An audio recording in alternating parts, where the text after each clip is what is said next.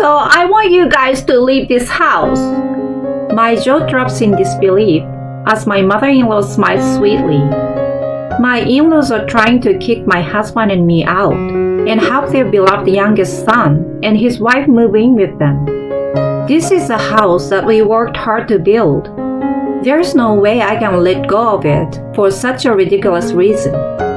As I clenched my fist in anger, suddenly a woman's voice interjected into the conversation. Oh, there's no need for that. I couldn't believe my ears. Why is she here? Let's go back a few months. I, Jane, had been discussing our dream home with my husband Wayne almost every day. A charming house with a garden and a picket fence, like one from a fairy tale. It had been my dream since I was little, and I had been envisioning it ever since we got married. We had been diligently saving money to build our ideal home, and our savings were more than enough for the budget. It was just the two of us, but eventually, we would have kids. I wanted to have some enchantments like our secret playroom throughout the house for them to enjoy. My daydreams were expanding. One day, my mother-in-law Anita called the home phone. Since Wayne was at work, I picked up the call. I heard the news, Jane. You are building your own house, right? She spoke as soon as I picked up the phone. I was a little taken aback, but I figured Wayne had told her and replied, yes. What kind of house are you planning to build? A cottage style sounds lovely. She guessed my ideal vision, and my excitement grew. We indulged in discussions about our dream homes for a while. It was unexpected, but it was delightful to have such an enjoyable conversation with her. Hooray for our dream home! I chanted in my mind. To be honest, I found her a bit difficult. I never thought she was a bad person, but it was just that she was quite stingy. For example, when I visited her before, we went out to do some grocery shopping. She loved to talk, so we had a decently enjoyable conversation on the way. Things started to take a strange turn when we arrived at the supermarket. As I put groceries into the cart while looking at my shopping list, she kept interrupting. Jane, instead of these expensive vegetables, why not go for the pre-cut ones over here? The meat you put in the cart earlier. The stuff just started putting half-price stickers on them, so I will go exchange it. The yogurt isn't on sale here. I think it's on sale at the other supermarket this month, so let's buy it there. It may be considered housewife wisdom, but it became tiresome to be checked and inspected every item I put in the cart. I didn't want to argue or be rude since she wasn't saying anything wrong, so I swallowed my complaints and followed her instructions. Afterward, while we were queuing at the cash register, she suddenly looked up from her phone and grabbed my arm with a sense of urgency. When I asked what was wrong, she told me that tissues and toilet paper were on sale at the pharmacy a few blocks away. She had received a message from a neighbor. I will go there first, so can you help me carry the bags when we go back? But we've already done a lot of shopping and got quite a few bags. Then go back home once and then come out again. I will wait for you. She then dashed out of the supermarket without hearing my reply. Dumbfounded, I gave in to her enthusiasm and did as she said. Sometime later, she finished her shopping and was waiting for me at the cafe in front of the pharmacy. The seats on either side of her were piled high with tissues and toilet paper. A huge load to carry even across the street. In stark contrast, there was only one glass of water on the table. Surprisingly, she had only been drinking that while waiting for me. She told the waiter she would order something once I arrived. But it's okay now that you found me. Let's just leave. Aren't you going to order anything? When I asked in surprise, She laughed, saying that cafes were expensive. She had been waiting for me for at least 30 minutes. It seemed pretty rude to leave without ordering anything. I told her to order something as I would pay. Without any hesitation, she took the menu and pondered for a while before finally calling the waiter. "I will have a coffee, please, and may I have an afternoon tea set?" I looked at her in surprise, and she gave me a big grin in return. "I've always wanted to try this. It's embarrassing for me to go to a cafe and eat it alone, you know." That wasn't the issue. Out of all things, she had to order the most expensive item in the cafe. If it were me, when someone treated me, I wouldn't have ordered anything more expensive than what the other person was having. If the other person only ordered a drink, wasn't it proper etiquette to also order just a drink? If she wanted to have a meal, she should have at least said something in advance. Thinking that it would be embarrassing to protest in front of the waiter, I remained silent. In the end, even at the checkout, she cheerfully said her thanks, showing no sign of shame for what she had done. I later heard that she proudly showed the photos of her afternoon tea to the neighbors, bragging about it. That incident made me think she cares too much about appearances, but was stingy with money. "I hope it's going to be a sturdy and beautiful house," Anita said on the phone. She hadn't brought up any money matters at that point. She probably didn't care, as long as it wasn't coming out of her pocket. Just as I was feeling a little relief, she suddenly made a proposal. "Since you are already at it, let's make it a two-family house." "What?" I couldn't help, but I almost shrieked. She didn't seem to care about my reaction and continued babbling about the two-family house. It seemed like she had done some research beforehand. It was clear that she didn't just come up with the idea on a whim. Feeling uneasy, I said I would consult with Wayne and hung up before the conversation progressed. She kept repeating, "It's definitely the best idea," until the very end of the call. The following weeks were painful. Not only Anita, but even my father-in-law Steve started to intervene. They even barged into our house together. The main topic, of course, was about building a two-family house. Under their immense pressure, Wayne and I gave in and agreed with the condition that we split the cost. Once the new house was completed, we immediately started living together as a family of 4. Although we called it a two-family house, the shared space was limited to the garage and the yard, and our living spaces were supposed to be separate. However, Anita quickly started to invade our privacy, and before I knew it, she often came to watch TV in our living room. Taking advantage of that, Steve placed his large belongings, like his golf bag, on our side without permission. Gradually, the two of them began to monopolize the entire house. No matter how many times I expressed my distress, they simply dismissed it with "Don't be so rigid." What bothered me the most was that they never paid their share of the promised construction costs. When I asked about the money we were supposed to split, they claimed to have it ready but showed no sign of actually paying. Wayne and I ended up taking out a loan and covering the cost ourselves. "This Sunday, we are having a party with the neighbors, so you two don't bother us, okay?" We were told something like that so often. Anita invited the neighbors over for a home party almost every week. They acted as if there was no agreement to split the cost and did whatever they pleased. One day, I came home when Anita was seeing off the party guests and overheard her saying this. "We built this house, but it's too spacious for us. We let our son and his wife live here, but it's more enjoyable to have a lot of people over. It's our house, so feel free to come anytime." I couldn't believe my ears. How shameless she lied.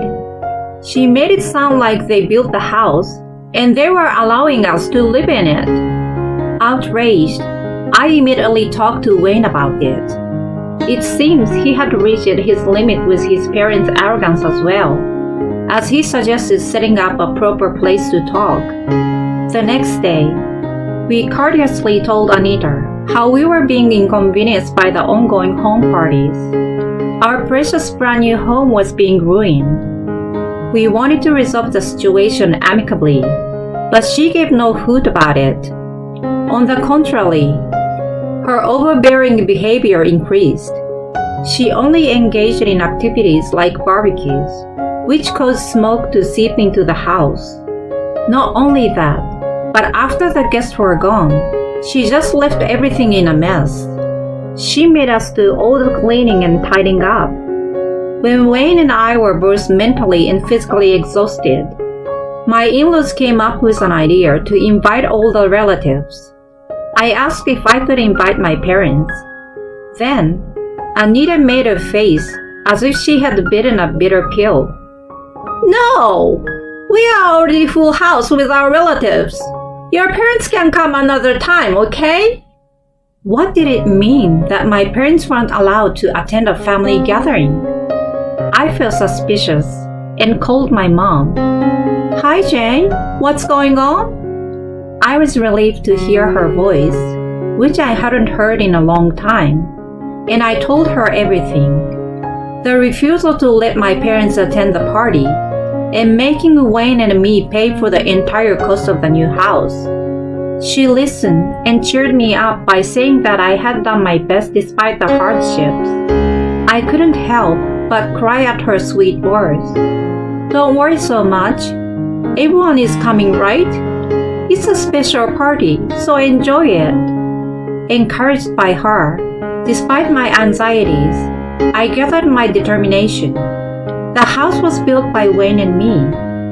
I swore to protect it together with him. On the day of the party, I welcomed the relatives, feeling nostalgic since our wedding. Among them were Wayne's younger brother, Isaac, and his wife. I had only spoken to them a little, but Wayne had told me several times that his parents doted on Isaac. As soon as he appeared, my in-laws became very cheerful. I couldn't help but feel a sense of dissatisfaction with the difference in their attitude toward us. At the same time, I thought if they were in such a good mood, we would spend the day without a hitch.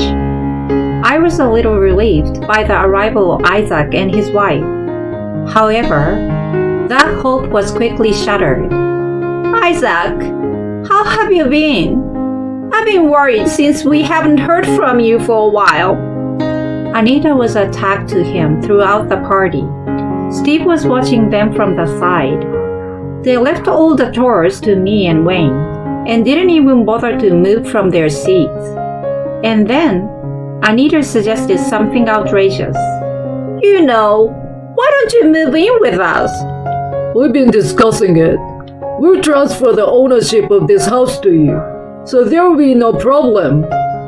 They were talking casually, and seemed to be oblivious to what they were really saying. The relatives didn't seem surprised by their statements, as if they believed that the house belonged to my in-laws.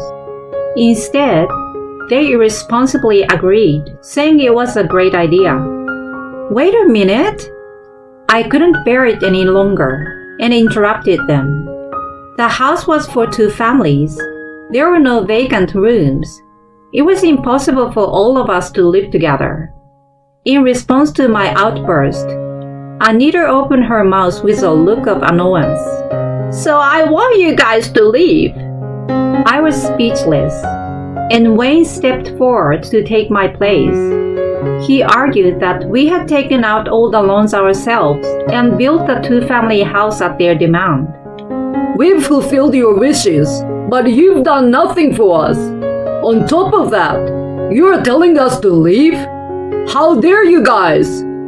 It was rare for him to speak so directly, but I felt exactly the same way as him. I nodded in agreement several times beside him. If this house belongs to you guys, then it's practically ours too. What's wrong with us living here? You must have a lot of money to be able to build such a big house. So why don't you just build another one? You're older, so give it to your younger brother. It's not that simple. Wayne was also exasperated, with a strained expression in the sigh. The relatives, who had been watching the exchange between us, perhaps sensing that we were being overwhelmed, began to make statements in support of my in-laws. Isaac and his wife, on the other hand, remained silent, seemingly avoiding any involvement. Occasionally, they exchanged troubled looks and giggled. If things had continued as they did, we would have ended up giving up our house, just like when we were pressured last time. I absolutely couldn't allow them to take our home in that way. No matter what we said, we were overwhelmed by the numbers. We were at a loss. You don't need to give the house up. I couldn't believe my ears when a woman's voice suddenly joined the conversation. I was confused about why she was there. When I turned around, my mom and dad were standing at the entrance to the room. To the astonishment of everyone, the two of them nodded instead of greeting them. Then, my mom walked towards me and smiled, saying, "Surprise!" I could feel my tears coming up from the relief and bit my lip as I nodded. They must have been worried after the call, so they came all the way. I finally understood what my mom meant by not worrying. It seems like everyone here doesn't know, but the ownership of this land belongs to my husband. This house is also ours. We don't want it transferred to someone without our consent. My mom declared with a resolution. Including my in-laws, the relatives looked surprised. It was a shock to those who weren't present at the contract signing. In the midst of the commotion among the relatives, my in-laws anxiously began shouting, claiming it was all a baseless lie. My dad approached them and shut them up in a low rumbling voice. It can be easily proven by the registry. I suggest you refrain from making unfounded claims. Blood drained from the in-laws' faces. They must have been freaking out inside. The relatives who had been observing were giving them disdained looks. I knew it was a lie. I was skeptical from the beginning. A well-known local figure is saying so. The whispers were coming not only from inside the room, but also from the hallway. I looked in that direction in puzzlement. There, neighbors were watching us. I assumed my parents had chosen them as witnesses. As a relative said, my dad was a well-known figure in the town and led a Bible study for adults and kids in the local church. My mom also knew many people through her volunteer activities, so she was trusted by the people around her. Their statements turned the table on us, and my in-laws were unable to make any excuses and fell silent. Thus, the party ended in our favor. A few days later, my in-laws, who were shamed in front of all the relatives and neighbors, tried to patch things up but failed miserably. In the end, they fled the house with their tails between their legs a few days later. My parents didn't just let them leave, but they also demanded a large cleaning fee, adding insult to injury. They said it was a punishment for being carried away in our new home, but it was probably done for our sake. I can't thank my parents enough. I recently heard that my in-laws are now living with Isaac and his wife. They rent a small apartment, much smaller than my house. It must be very tightful for people to live there. After having their way all this time, I hope they will live modestly without causing Isaac trouble. In reality, I hear they are constantly arguing due to the stress of repayment. Wayne and I invited my parents to live in our immaculately clean house, and now we live a peaceful two-family life. Both of them are overjoyed to be able to live next to us. There is no benefit in showing off. I swear in my heart that from now on, I will live to share happiness with the people I care most about.